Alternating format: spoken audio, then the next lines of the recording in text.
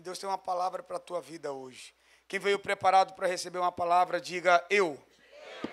Então abra sua Bíblia comigo em 1 Samuel, capítulo 5.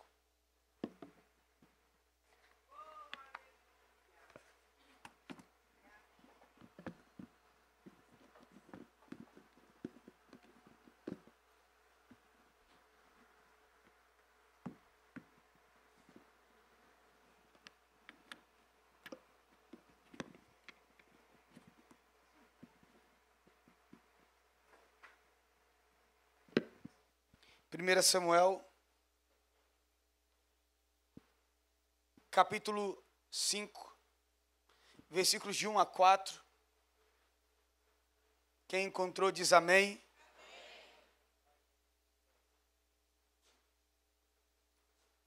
Já faz um tempo que Deus tem falado comigo sobre esse tema. Na próxima semana, daqui a 15 dias, na verdade, eu vou ensinar uma matéria aqui no nosso seminário, nosso IEB, chamado Vitória Espiritual. Nós chamamos ela de Vitória Espiritual, mas para quem gosta, a gente pode usar o termo mais como todo mundo gosta, ainda de batalha espiritual, né? Só que é só para quem é aluno, né? O nosso seminário teológico é o lugar onde nós preparamos ministros, líderes, homens e mulheres de Deus para viver e cumprir o seu chamado. Se você ainda não fez IEB, não fez a sua matrícula, prepara, porque no final do ano nós vamos reabrir matrículas para o próximo ano. E vai ser um prazer poder te preparar. Essa escola que Deus nos entregou. Essa igreja tem uma escola teológica, eu vou te falar uma coisa, uma das escolas mais extraordinárias que existem no Rio de Janeiro. Tem aluno do IEB aí para dizer um glória a Deus? Então hoje eu quero começar uma conversa, porque o tema da minha mensagem hoje é autoridade espiritual. E eu quero muito poder falar a respeito desse tema, porque Deus, Ele está nos levando para um lugar de conquista, não só nos levando instituição igreja, mas quando eu falo nós, ou nos levando, eu estou falando de uma realidade que Deus vai começar a fazer na sua vida também. Então você pode se preparar, porque está chegando o tempo de conquista para a tua vida. Não, acho que você não entendeu. Está chegando o tempo de conquista para a sua vida. Só que nós somos espirituais. Quantos creem nisso, digam amém. E se nós somos espirituais, não adianta tentar discernir as coisas de uma forma natural. Se nós somos espirituais, não adianta ter apenas uma clareza e um entendimento natural das coisas. Nós precisamos em Deus desenvolver a nossa capacidade de percepção para poder ter clareza daquilo que Deus está fazendo, para poder entender como que as coisas no mundo espiritual funcionam. E nós sabemos que as realidades espirituais, elas são verdadeiras. Há quem despreze, há quem aceite, há quem mergulhe, viva dentro dessas realidades. Mas uma coisa é certa, como igreja, nós não podemos desprezar aquilo que para Deus é importante. E pastor, como que o senhor sabe algo que é importante para Deus? Você já percebeu que tudo aquilo que é importante para você, você fala? Aquilo que é importante para você, você se posiciona. Aquilo que é importante para você, você compartilha. E se Deus colocou essas realidades na sua palavra, é porque é importante para Deus. A Bíblia, ela é a palavra de Deus, ela não contém a palavra de Deus. A Bíblia é a palavra de Deus. E a Bíblia vai dizer que a palavra, ela foi inspirada por Deus. E nós poderíamos traduzir essa palavra, essa fala inspirada por soprada. Era como se Deus estivesse soprando nos ouvidos de quem estava escrevendo exatamente aquilo que deveria ser escrito. Então, se está na Bíblia, é importante. Se está na Bíblia, nós temos que entender. E hoje eu quero virar uma chave na tua mente. Hoje eu quero virar uma chave no teu espírito, porque você não só sairá daqui com compreensão, mas você vai sair daqui preparado, cheio de autoridade para conquistar territórios que Deus vai te entregar. Já comecei a pregar e nem li o texto ainda, aleluia. 1 Samuel capítulo 5, abra comigo. Versículos 1 até o 4, a Bíblia fala assim: os filisteus tomaram a arca do Senhor e a levaram de Ebenezer a Asdod. E tomaram os filisteus a arca de Deus e a meteram na casa de Dagom, junto com esse. E levantando-se, porém, de madrugada os de Asdod, no dia seguinte, eis que o Senhor, ou melhor, eis que estava caído Dagom, com o rosto em terra, diante da arca do Senhor. Poderia ser até uma coincidência, mas o texto continua. Tomaram-no e tornaram a pô-lo no seu lugar. E levantando-se de madrugada no dia seguinte, é forte, pela manhã, eis que Dagom jazia caído de bruços diante da arca do Senhor. E a cabeça de Dagom e as suas mãos estavam cortadas. Repete comigo, cortadas. É impressionante porque uma queda não corta braços. Oh, aleluia. Silêncio é esse? Vamos continuar o texto. Cabeça, suas mãos estavam cortadas sobre o limiar, e dele ficara apenas o tronco. Você pode dizer um glória a Deus? Aleluia. Eu quero que você preste um pouco de atenção, porque hoje eu quero entrar num ambiente de ensino e depois, sabe Deus aonde que nós vamos parar, né? Mas eu prometo que eu vou ser rápido. Em umas 2 horas eu termino a minha pregação. Tá tranquilo, o Flamengo já jogou ontem, já deu show, aleluia, né? A gente não tem que preocupar em ver o jogo do Mengão hoje, estamos na final da Libertadores, oh glória a Deus, aleluia. Orar pelo missionário Felipe Luiz, né? Pedro, tudo crente, aleluia. A gente tem que orar pelos irmãos, oh glória. Volta aqui que a gente tem que ser espiritual, bora. É o quê? Não entendi a ala dos vascaínos gritando é. O Vasco ganhou ontem? Vai jogar hoje? É sempre uma dificuldade quando joga, né? Vou entregar a palavra para vocês ficarem, pelo menos, prontos para hoje de tarde. Aleluia. Oh, glória a Jesus. Deixa eu ser pastor crente direitinho. Já vou dizer que se o Flamengo for campeão da Libertadores, eu venho com a camisa do Flamengo, tá? Brincadeira, vou ficar quietinho que aí Deus vai falar assim, ah é? Aí vai lá e deixa o Palmeiras ganhando. Esquece. Gente, sossega, deixa eu ser crente de novo, volta, aleluia. Aleluia. Então, esse texto que nós lemos é um texto extraordinário. Até porque é um texto onde Deus está nos ensinando e nos mostrando realidades espirituais. Mas não realidades espirituais quaisquer. Mas uma realidade muito importante. Uma realidade onde nós vamos perceber que há diferença de governos espirituais, mas que também existe uma autoridade que supera toda e qualquer referência ou influência espiritual sobre a terra. A Arca da Aliança tem o seu simbolismo. A Arca da Aliança, no Velho Testamento, ele não apenas significava ou representava a presença de Deus, mas a Arca era a presença de Deus no Velho Testamento. Hoje, nós sabemos que a arca não é mais a presença, porque a presença de Deus habita dentro de você e dentro de mim. Hoje nós temos a presença. Mas no Velho Testamento, a arca da aliança era essa representação natural da presença de Deus. E nós vemos que quando a presença de Deus chega, tudo aquilo que é do inferno, tudo aquilo que vem contra Deus tem que se dobrar. Mas antes de falar sobre isso, eu queria que você entendesse alguns aspectos.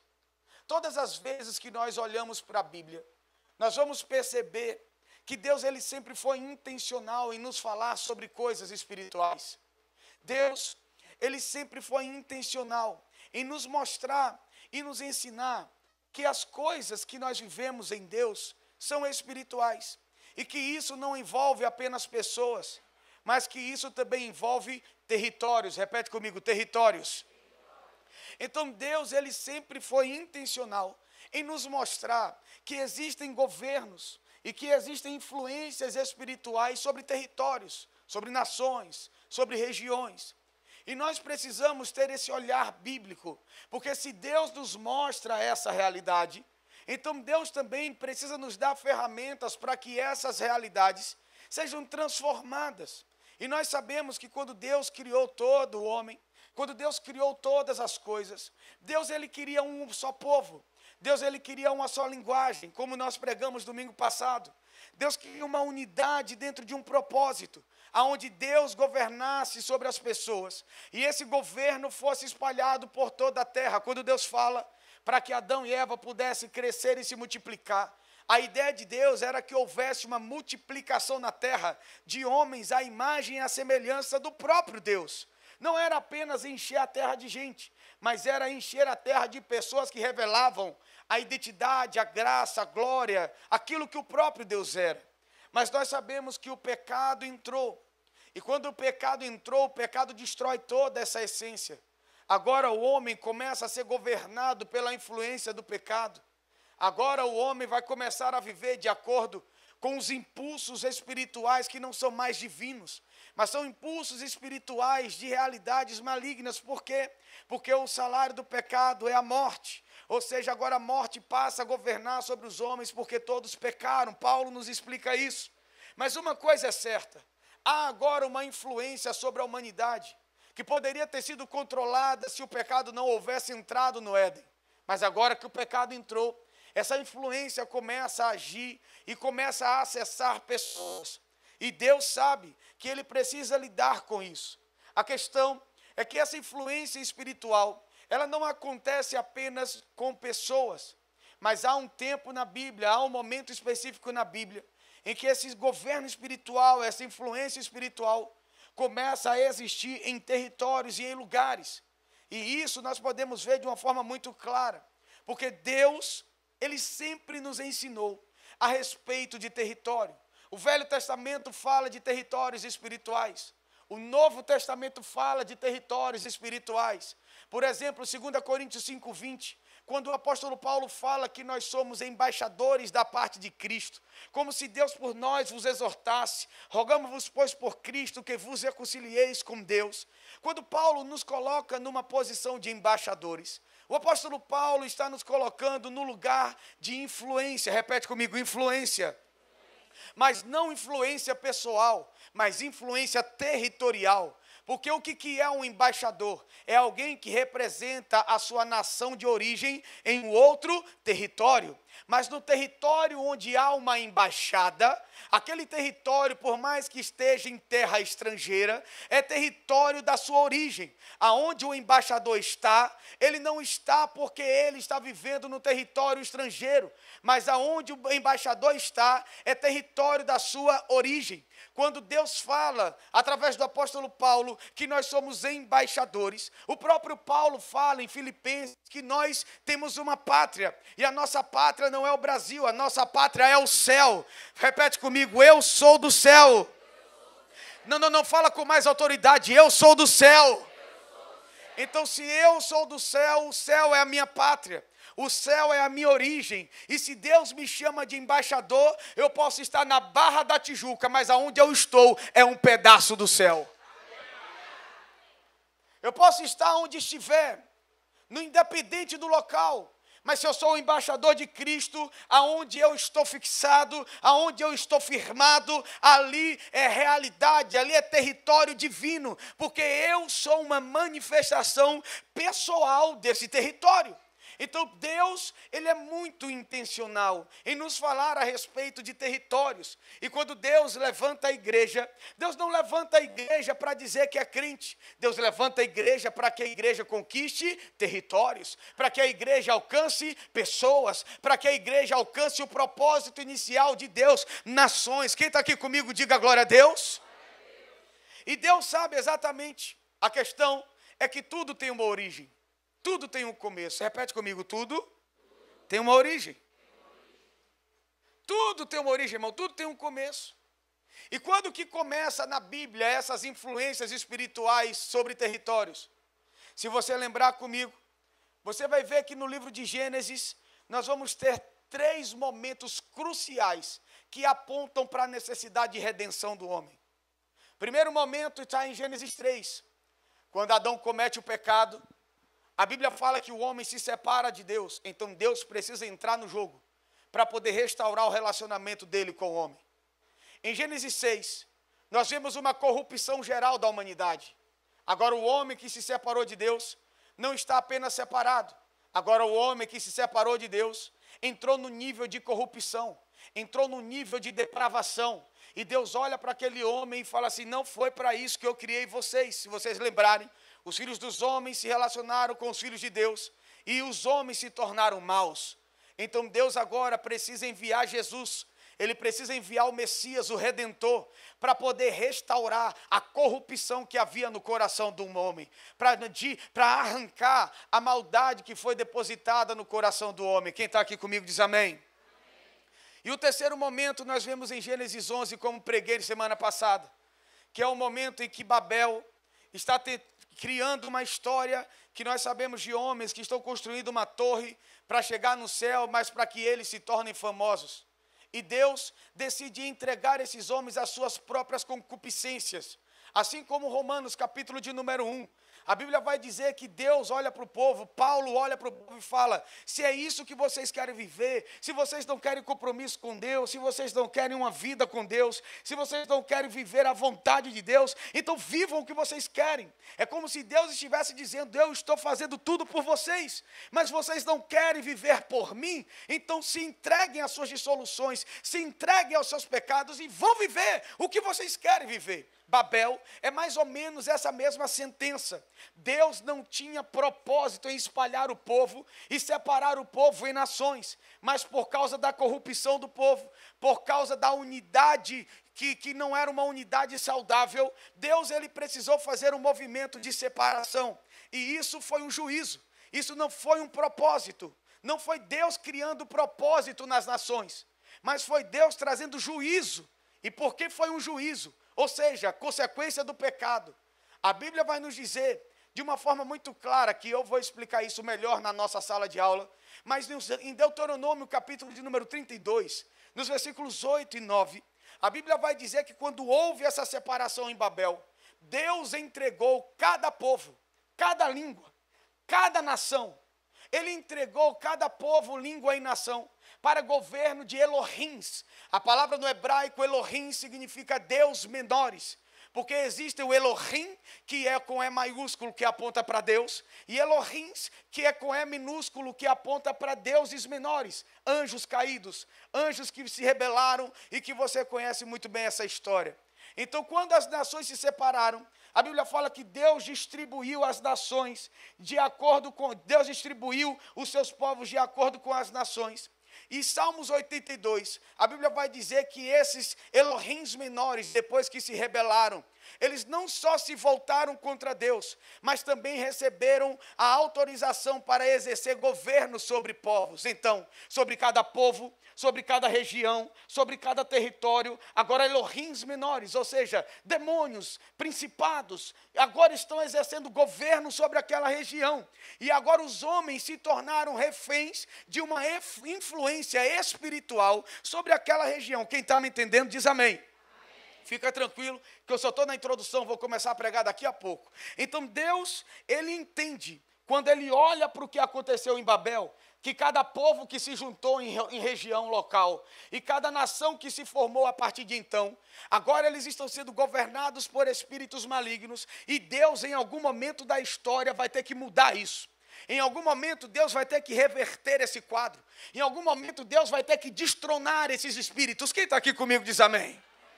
E é assim que nós vamos entender. Eu posso te explicar isso com um texto que vai ficar melhor quando lemos a Bíblia. Daniel, capítulo de número 10, versículos 12 e 13. Coloca aqui para a gente ler todo mundo junto. A Bíblia vai falar assim: então me disse, não temas, Daniel, porque desde o primeiro dia em que aplicaste o coração a compreender e a humilhar-te perante o teu Deus, foram ouvidas as tuas palavras, e por causa das tuas palavras é que eu vim. Olha o 13. Mas o príncipe do reino da Pérsia me resistiu por 21 dias. Porém, Miguel, um dos primeiros príncipes, veio ajudar-me e eu obtive vitória sobre os reis da Pérsia. Você pode dizer um amém? Amém. Vamos lá. Quem está falando com Daniel é um anjo. Repete comigo, um anjo. Daniel faz uma oração. Deus envia o anjo para dar resposta.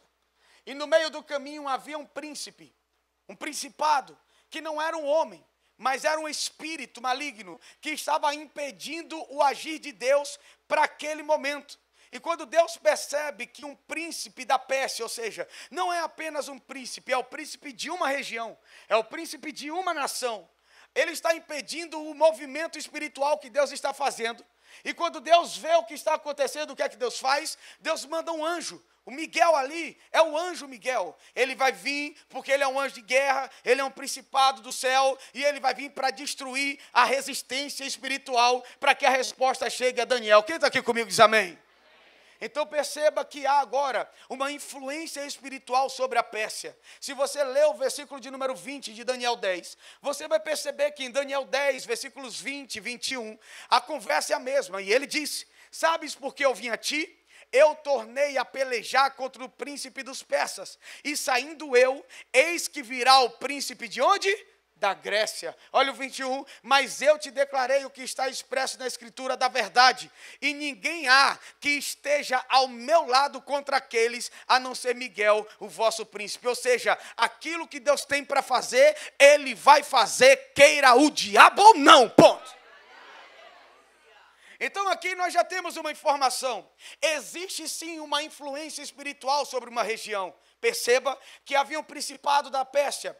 Logo depois, o principado da Grécia. E se você estudar Daniel capítulo 2, você vai entender com clareza que os governos que existiam eram governos totalmente influenciados por espíritos malignos. E Deus está esclarecendo algumas coisas dessa manhã, porque nós não podemos fechar os nossos olhos espirituais para algumas questões que estão acontecendo. Deus, ele faz as coisas acontecerem dentro do seu plano, e Deus é espiritual. E uma igreja espiritual é uma igreja que discerne, e Deus precisa nos trazer para esse ambiente de discernimento, para que nós possamos nos movimentar, na verdade, para que nós possamos fluir em Deus, baseado no propósito que Ele tem para as nossas vidas. Quem está aqui comigo diz amém? Amém. Então essa compreensão é a compreensão que o apóstolo Paulo tem. O apóstolo Paulo, ele tem uma compreensão a respeito dessas realidades. Quando ele entende que a nossa luta não é contra a carne e sangue. Mas olha só, vamos ler a Bíblia. Hoje nós vamos ler muito a Bíblia. Quem ama a Bíblia, diga amém. Amém.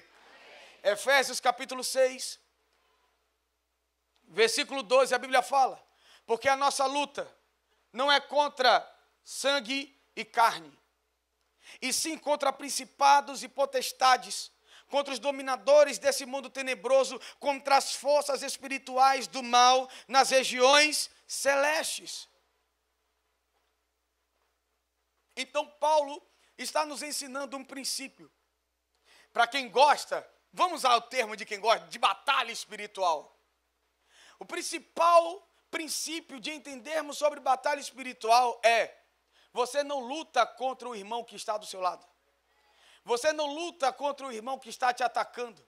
Você não luta contra o irmão que está te ferindo. Você não luta contra pessoas. A sua luta não é contra carne e sangue. Não é pessoal, mas é espiritual. A sua luta é contra principados, potestades, dominadores e sobre toda e contra toda a força das trevas. Quem está aqui comigo diz amém. Amém. A questão é que Deus sabe, e o diabo também, que nós somos seres emocionais. E às vezes, quando ataques vêm sobre as nossas vidas, nós queremos sempre levar para o pessoal. E Deus está nos ensinando: maduros não levam para o pessoal o que é espiritual. Então nós precisamos discernir isso, porque na nossa vida existirão pessoas que nos amam que vão errar. Na nossa caminhada existem pessoas que nos amam, mas que vão cometer falhas, ou que vão falar coisas que vão te ferir, ou que vão te machucar, ou que vão te destruir. E você precisa discernir que isso não é apenas o homem tentando te atingir. Às vezes é o próprio diabo usando palavras de pessoas para poder atingir a tua fraqueza, para poder atingir os teus traumas, para poder ressuscitar coisas que morreram em você. E nós precisamos entender que não é espiritual, não é pessoal, mas é espiritual. Se você olhar Pedro, aquele que Deus deu a maior revelação sobre a igreja, por isso eu te digo que tu és Petros, e sobre essa pedra edificarei a minha igreja, e as portas do inferno não prevalecerão contra a igreja. Ele está dizendo isso para um Pedro, que momentos antes ele olhou e disse: arreda de mim, Satanás. Porque Pedro estava com Jesus, caminhando com Jesus, mas emprestou a boca para o diabo em um momento. E isso pode acontecer. Às vezes, pessoas de Deus, homens e mulheres de Deus, podem num dia mau emprestar a boca para o diabo e o diabo usar como uma seta para te parar. Usar uma seta para te destruir, usar uma seta para poder colocar o teu coração distante do coração dele, usar uma seta para poder te afastar do teu propósito, para poder te afastar da tua palavra, para poder arrancar você do ministério que Deus disse que é seu. Então nós precisamos entender uma coisa: quando se trata de mundo espiritual, nunca tome como pessoal. Entenda, sua luta não é contra quem te persegue, não é contra quem fala mal de você, a sua luta não é contra as pessoas que estão tentando se levantar para te parar, mas a tua luta é contra principados e potestades e reino de trevas. Nós podemos até orar, nós podemos até levantar as mãos, mas o que faz o inferno retroceder é o teu avanço. Então não pare, não desista, não retroceda, mas continue avançando, porque o que Deus tem preparado para a sua vida, Ele vai cumprir, porque você é dotado de autoridade espiritual. Quem crê comigo, diga glória a Deus. Se é para aplaudir, aplaude aí.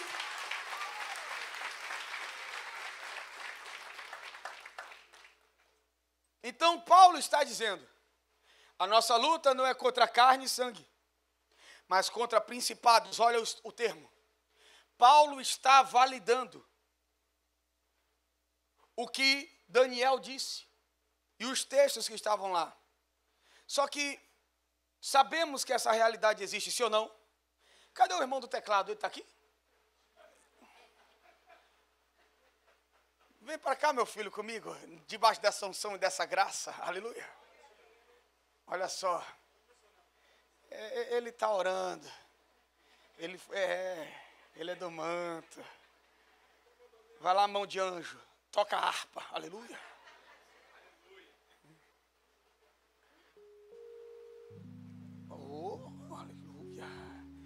Até eu arrepiei agora, hein? Ai, Jesus. Oh, glória. Depois dessa aí, agora todo mundo vai... aleluia. Todos nós sabemos que as realidades que eu acabei de falar existem. Todos nós sabemos que é real o mundo espiritual. Todos nós entendemos isso. Só que eu preciso deixar claro para você uma coisa. Essas influências espirituais, elas atingem regiões que o mundo é governado. Ou melhor, elas atingem pessoas e povos que estão debaixo da influência do pecado.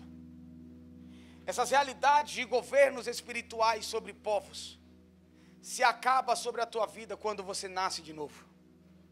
Porque agora que você se torna um filho de Deus, toda a influência maligna é destruída sobre a tua vida.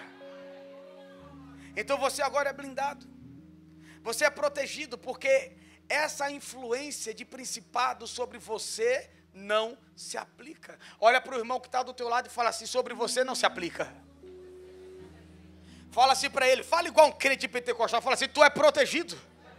Isso, fala assim: tu é guardado. Satanás, ele não tem poder e autoridade para tocar em você. Sabe por quê? Colossenses 1, versículo 13, a Bíblia fala: Ele nos libertou do império das trevas e nos transportou para o reino do Filho do seu amor. Quantos aqui são libertos? Digam glória a Deus. Eu poderia falar vários textos onde abundou o pecado, superabundou a graça, porque agora vocês não são mais dominados pelo pecado. Agora eu poderia falar tantas coisas para você, mas o que eu preciso te dar como informação é: quando Jesus entrou na tua vida, Ele mudou tudo. E agora que você é uma nova criatura, agora que você é filho de Deus, o que governa sobre a tua vida não é a influência de um principado do inferno, mas o que governa sobre a tua vida é o poder do Espírito Santo de Deus, aleluia. O que governa sobre você é a presença do Altíssimo. E nós sabemos que o mundo está debaixo do governo do diabo. O mundo jaz no maligno. E nós sabemos que a consequência da morte é o pecado. Nós sabemos que coisas que têm acontecido no Rio de Janeiro, no Brasil, no mundo, não são realidades de homens naturais, porque o homem natural é um homem segundo o coração de Deus. O homem natural é o Adão antes do pecado. Mas infelizmente o pecado adulterou a essência do homem, trazendo maldade, trazendo corrupção. E o salário do pecado é o quê? É a morte. Princípios não se quebram, irmão. E nós precisamos entender que no mundo em que nós estamos vivendo, quem está debaixo do governo de Satanás não tem a mente que você tem, porque hoje você só tem a mente que tem, porque Jesus mudou a tua mente, porque Jesus mudou a tua vida, Ele mudou a tua história, Ele mudou a tua estrutura. Não dá para comparar a mente que você tem hoje com a mente que você tinha antes, e não dá para comparar a mente que você tem aqui com as pessoas que têm uma mentalidade lá de fora, porque nós, porém, hoje temos a mente de Cristo. A nossa mentalidade de quem nasceu de novo é diferente. A nossa percepção dos fatos são diferentes. A nossa compreensão do que acontece é diferente. Porque a nossa visão, a nossa capacidade de raciocínio é uma capacidade a partir da palavra, ou seja, a partir da mente que Cristo tem, a partir do coração que o próprio Deus tem. Mas o mundo não vai entender, porque o mundo não tem essa mente transformada. O mundo não tem a sua vida restaurada. Eles estão debaixo de influência, eles estão debaixo do pecado, eles estão debaixo de um governo de trevas. E é por isso que eu vim pregar nessa manhã essa palavra para você, porque a solução do mundo não está em ir para o Instagram para dizer o que está acontecendo. A solução do mundo é você começar a exercer autoridade na casa que você mora, na rua que você mora, aonde você pisar, porque você será um agente de transformação. Porque o que a igreja dos dias de hoje precisa são de homens e mulheres que tenham disposição para invadir territórios e ver Deus mudar e transformar pessoas. Essa é a realidade. Aplaude ao Senhor, vai.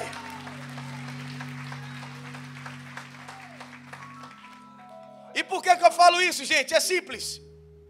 Lucas capítulo de número 10, versículo 19 e 20. A Bíblia fala sobre você.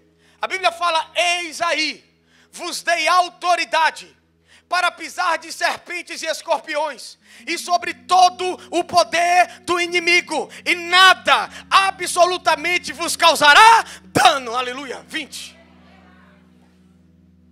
Então o que Deus está dizendo? Autoridade você tem, capacidade você tem, unção você tem, poder você tem. Deus já fez tudo o que precisava para você estar de pé. Deus já te deu autoridade.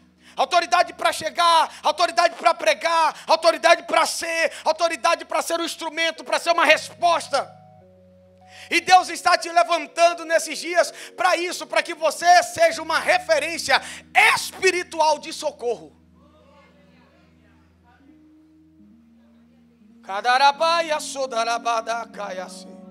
Porque a autoridade já foi dada a você. Fala assim: eu tenho autoridade.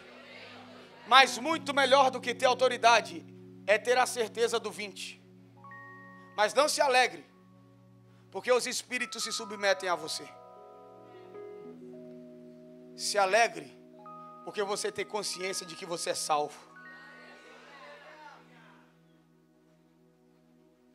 Aleluia. É essa consciência de ser salvo que vai me colocar numa posição de autoridade.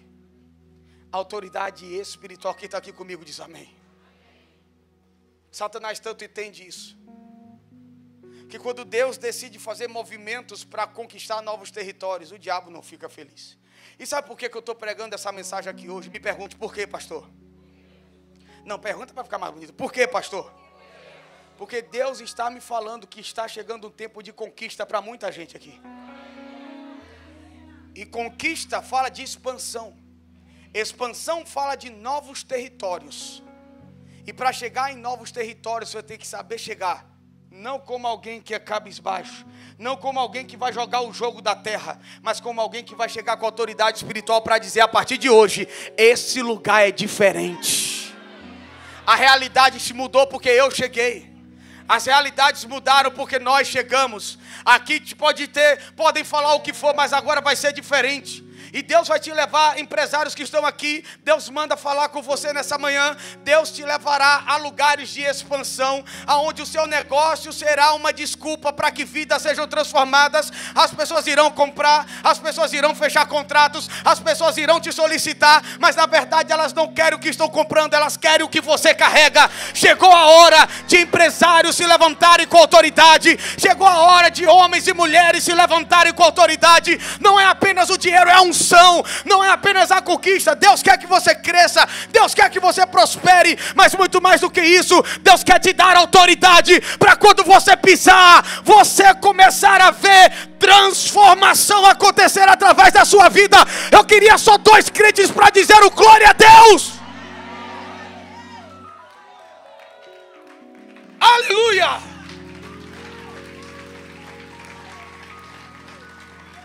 Eu tinha que ter mais 2 horas para pregar. Eu vou terminar minha introdução agora. Quando Jesus está indo para Gadara, não sei se você lembra dessa história. Jesus entra num barco e fala assim com os discípulos: passemos para o outro lado. Quem já ouviu essa história, diga amém. Você já percebeu que quando Jesus fala vamos para o outro lado, vem uma tempestade e Jesus está dormindo. Os discípulos se desesperam, acordam Jesus. E quando Jesus se levanta do barco, Jesus olha para a tempestade e ele fala assim: eu te repreendo. Agora olha que interessante. Quando Jesus anda sobre as águas com Pedro, Jesus não repreende o mar, ele manda o mar se aquietar. Por que que em um texto ele manda o mar se aquietar e no outro ele repreende? Presta atenção. O que ele repreende não pode ter vindo de Deus, porque Jesus jamais iria contra algo que era de Deus. Por que que ele está repreendendo? Vou te explicar. E agora você vai entender o que está acontecendo na tua vida.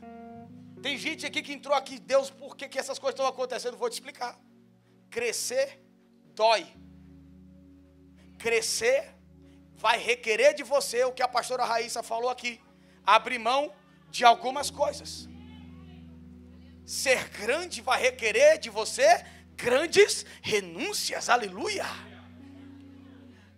E o que que Jesus está fazendo? Jesus está indo para Gadara. Gadara ficava numa região de 10 cidades, que a Bíblia vai chamar de Decápolis.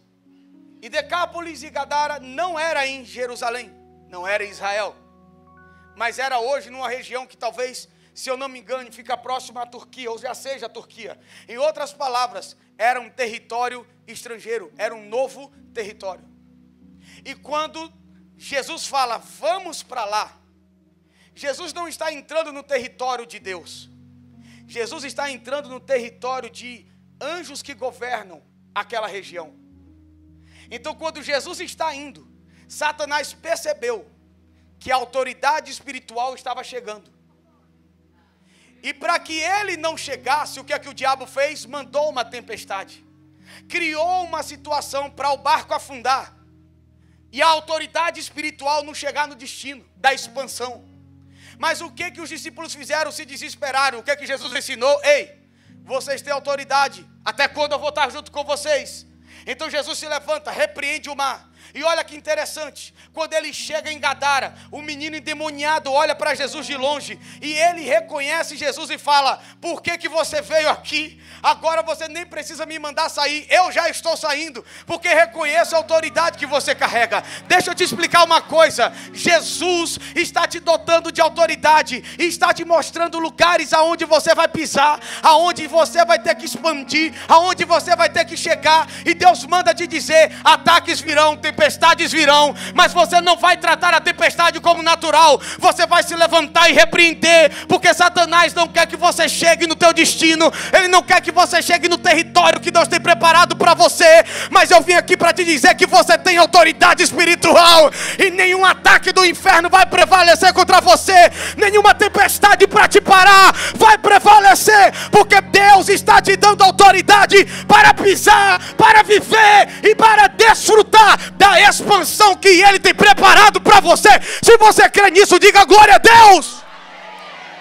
Fala assim comigo, eu tenho autoridade.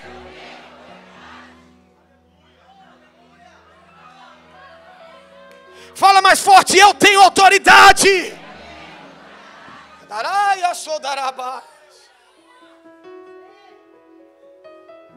Jesus.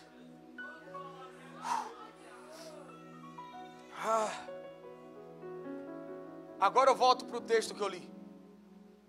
Dagom. Você achou que eu tinha esquecido de Dagom, né?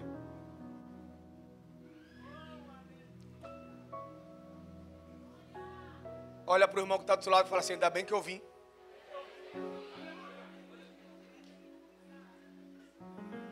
E se você não acha que ainda bem, porque tu não sabe, mas Deus te trouxe para cá de propósito hoje. Aleluia. Os que vieram na força do ódio. Nossa, acordar de manhã para ir para a igreja. Mas eu prometi que eu vou ter que ir. Vem na força do ódio e Deus vai te pegar já já. Aleluia. Se não já te pegou, né? Né, Sandrão? Se não já pegou. Agora vamos voltar para Dagom. Porque tudo que eu falei até aqui é para entendermos o texto que lemos.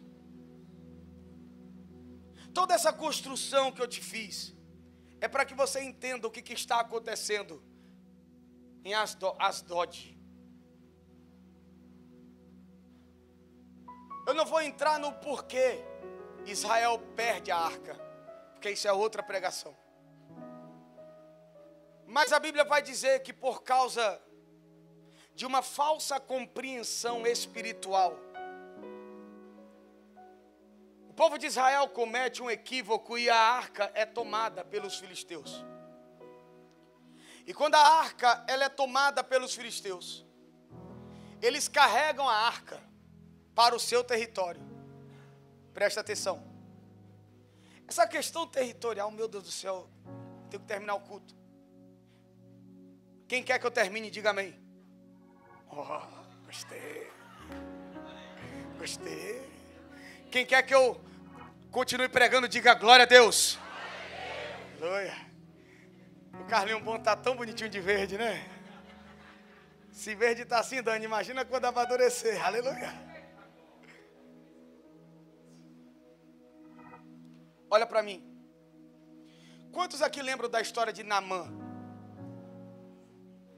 Vocês lembram que quando Naamã ele é curado, ele pede algo para Eliseu, depois de oferecer dinheiro, Eliseu rejeitar? Essa é uma parte do texto que eu fiquei abismado esses dias, porque eu não lembrava disso. Quando Naamã oferece, Eliseu rejeita, ele pede uma coisa, terra. Eu posso pegar terra e botar o máximo que eu puder nas minhas jumentas e levar comigo? Eu fiquei assim, por que esse cara quer terra? Por que o bendito do Naamã quer terra? E aí, olha o motivo que ele fala no texto. É porque eu entro com o meu rei no templo para que ele adore aos deuses dele. E quando ele se dobra, eu tenho que me dobrar porque ele é velho. Então eu me dobro junto com ele. Então eu tenho que levar essa terra. Mas qual o sentido de levar a terra? É porque Naamã reconheceu que aonde ele vive não é território onde Deus governa.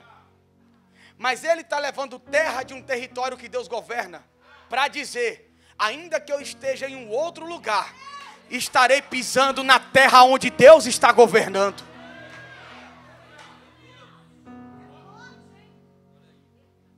Você percebe como que os homens do Velho Testamento valorizavam isso? Você lembra de um dia em que Davi se fingiu de doido para fugir dos filisteus? Você sabe por que Davi se fingiu de doido e não orou? Pedindo socorro para Deus, porque na hora que Davi foi orar, Davi falou, ei, não adianta eu orar daqui, porque eu não estou em solo aonde Deus governa. Esses caras tinham uma compreensão que o governo que Deus manifestava era a partir de Israel. Era uma manifestação de um governo territorial. E é por isso que em Babel, quando tudo se espalha, em Atos 2, tudo se junta. Preste atenção. Babel, vamos construir uma torre para chegar no céu e para que nós sejamos celebrados, para que nós nos tornemos famosos. Atos 2, todos se juntam, uma linguagem só é dada para todo mundo, cada nação é atraído, e ouvindo falar cada um na sua própria língua, o nome do Senhor está sendo engrandecido. E agora o que é que Deus está mostrando? É que o que eu faço para mim faz com que confusão aconteça, mas o que Deus faz em mim faz com que a unidade prevaleça. E por que Deus não foi apenas, e Deus atraiu? É porque Deus estava atraindo para que a palavra que Deus prometeu para Abraão se cumprisse. Qual que foi a palavra? Farei de ti uma grande nação, e a partir de você todas as nações da terra serão abençoadas. Então Deus tem um propósito em reconquistar todos esses territórios. Agora adivinha quem Deus vai usar? Adivinha quem Deus vai levantar para começar um movimento de restauração nessa terra? Você. E é exatamente isso que Deus está falando. Presta atenção, Dagum tem o seu templo. E eles levaram a arca da aliança para o território de Dagum. Eles levaram a arca, a presença, para um território de um Deus estranho. Não foi ao contrário. Não foi Dagum que invadiu Jerusalém. Dagum trouxe a presença, e os sacerdotes ainda colocaram a arca junto de Dagum, da estátua que era adorada. Aí um dia de noite, ouve-se um barulho, os sacerdotes correm, Dagum está no chão. E então eles falam, deve ter acontecido alguma coisa. Eles levantaram Dagum novamente. E depois, a Bíblia vai dizer que no outro dia, na outra madrugada, quando eles se levantaram, eles correram para o templo. E quando eles correram para o templo, o que aconteceu? Dagum estava no chão novamente. Só que agora Dagum não estava no chão apenas caído, mas a sua cabeça foi cortada. O texto eu tentei ler no hebraico, para ver se não era quebrada, porque se fosse quebrada seria uma consequência da queda. Mas o texto do hebraico diz que foi cortado mesmo. Depois que caiu, cortaram a cabeça e cortaram os braços. Mas por que cortaram? E melhor, quem cortou se ninguém entrou lá? Quem que entrou naquele templo se nenhum homem acessou só de manhã? Os sacerdotes foram lá ver. A questão é o seguinte, aprende isso e guarda no fundo do teu coração. Não adianta você negligenciar o que Deus depositou dentro de você. Porque quando a presença de Deus chega, ela pode chegar no território do inimigo, mas o inimigo vai ter que se render à autoridade que você carrega. Quando a presença chega, Satanás tem que correr. Quando Deus entra para o governo, todo o restante tem que cair por terra. E Deus, quando chega, Ele chega para dominar o território. A Bíblia vai dizer que os sacerdotes nem sequer ousam a entrar para adorar mais a Dagum nesse lugar, porque eles entenderam que o território foi conquistado. E conquistado por quem? Por um Deus que é todo poderoso. Porque é assim que acontece. Quando a presença de Deus chega, Satanás tem que reconhecer. Quando a presença de Deus chega, ele tem que bater em retirada. E não é só na igreja, não, irmão. É na tua casa também. Quando você entra na tua casa, Satanás tem que entender que aquela casa tem território celestial. Quem manda na tua casa é Deus. Quem manda na tua casa é a presença. Então vai entrando nos quartos igual um doido e vai dizendo: depressão aqui não vai governar, espíritos malignos aqui não vai governar, ações malignas não governarão na minha casa, enfermidades não terão autoridade, porque aqui é o lugar do céu, aqui é o lugar da presença. Eu estou, a presença está. Então Satanás não terá autoridade sobre o que é meu. Você vai entrar na tua empresa essa semana. Amanhã você vai pisar na tua empresa e você vai falar: a autoridade chegou. Satanás pode sair daqui, porque a presença veio comigo, a presença está em mim. E você vai olhar ao redor e Deus vai começar a ministrar autoridade sobre aquele lugar. E você vai perceber que tudo aquilo que é do diabo vai começar a cair, tudo aquilo que é do inferno vai começar a cair. Os anjos ministradores vão começar a cortar laços e embaraços. Ele vai começar a movimentar o céu na tua empresa, na tua casa. O onde quer que você esteja, porque Deus está levantando uma igreja de autoridade. E eu não vou dizer sobre a tua casa, eu vou dizer sobre a Barra da Tijuca, eu vou dizer sobre o Rio de Janeiro, eu vou dizer sobre o Brasil. Existe uma igreja que se levanta em autoridade, e nós vamos conquistar, nós vamos viver o propósito de Deus, nós vamos nos levantar em autoridade. O reino será saqueado, você vai perceber, o império das trevas vai ser destruído, o reino, o governo de Satanás vai ser roubado, porque uma igreja com autoridade, uma igreja com unidade está se levantando para que o propósito do céu se cumpra. Quem crê, diga glória a Deus.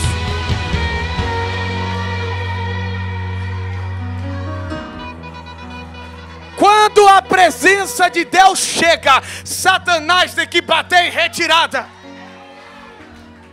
Eu não sei, mas o que Deus tem para fazer no Rio de Janeiro começa aqui hoje nesse culto. Entende uma coisa? A pregação de Jonas transformou uma cidade inteira. Deus não precisa de muitos, Deus precisa de um disposto. Deus não precisa de muitos, Deus precisa de um disposto. Uma mulher considerada como uma prostituta, que estava lá no tanque, começou um grande avivamento em Samaria. Deus não precisa de muitos, Deus precisa de um disposto. Quantos bairros nós temos representados aqui nesse culto hoje, irmão? Quantas regiões nós temos representados aqui nesse culto hoje? E agora no Rio de Janeiro, quantas igrejas estão tendo culto? Novos Começos, Lagoinha, Assembleia de Deus, Advec, Atitude.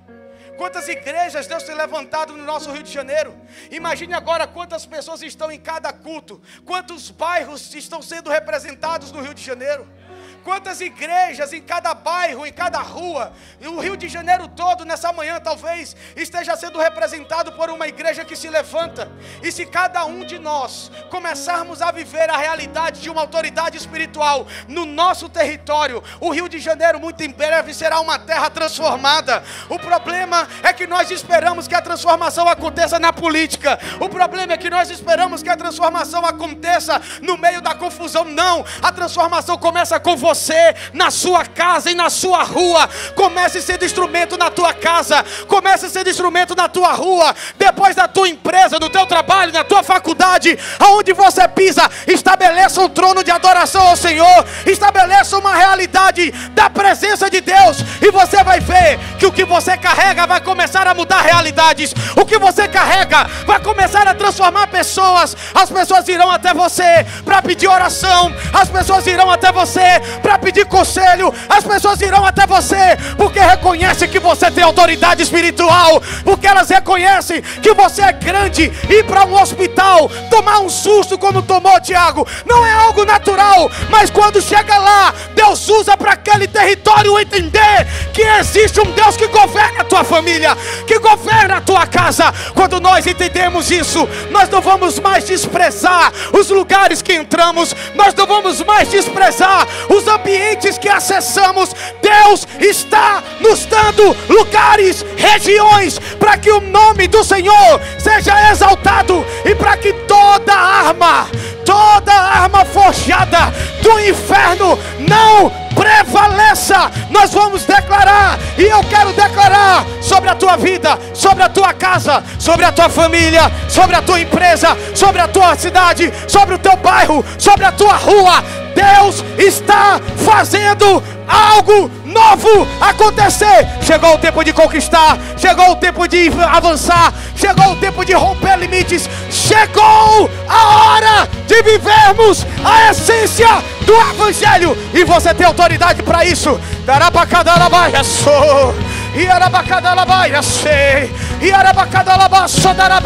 Você tem autoridade para isso.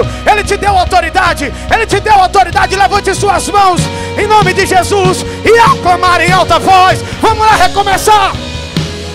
E